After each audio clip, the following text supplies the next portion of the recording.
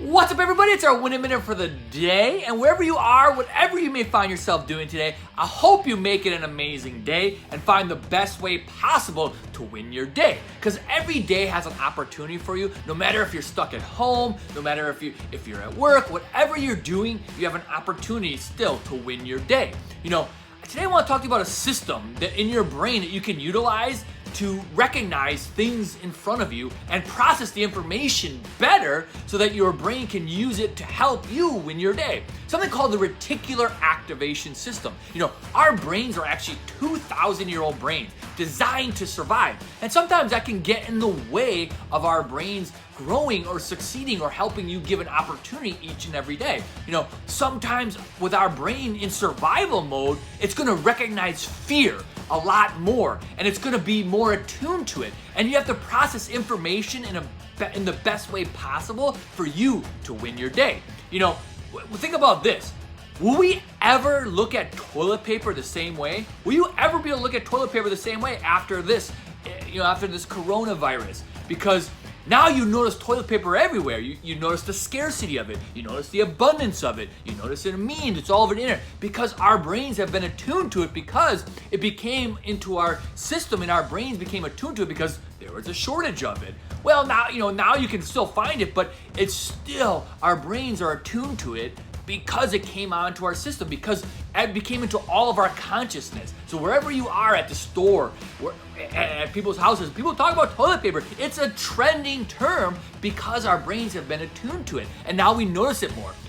Information is worthless unless you have a need for it. And now toilet paper's information, when we hear that word or you see it, it's our brains are attuned to it, so we recognize it more. You could have said toilet paper 10 times in the past and you may have not recognized it or noticed it as much, but now your brains are attuned to it. It's called the Reticular Activation system. Just like I never played tennis before hardly, but now I started playing tennis a little bit more to get some exercise, and I start to notice it more places, notice more people playing, or I read about it, and it's just something that comes into your consciousness. Just like if you were shopping for a minivan in the past, and all of a sudden you recognize, wow, everyone's on the road is driving minivans. There's not more minivans on the road than before. It's just that your brain now is attuned to it and recognize that information. And that's what you can use in your given day to realize that what you're focusing on, what you're giving your brain information to soak in. Because so often we don't recognize vital things in our life.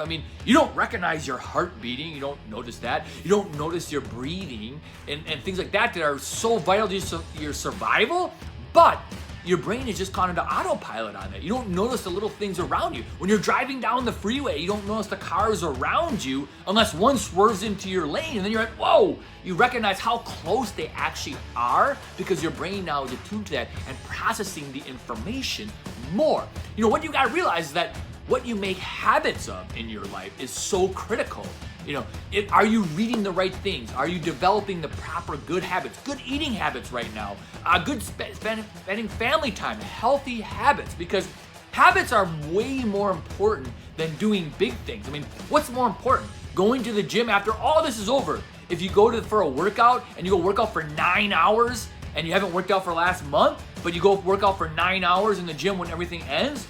Or is it better if you can just sneak in 20 minutes a day for the entire month? I think you know that it's better to get that 20-minute workout in whenever you can than to go to the gym for 9 hours at the end of this. You got to get out of your comfort zone and develop different comfort zones of good habits.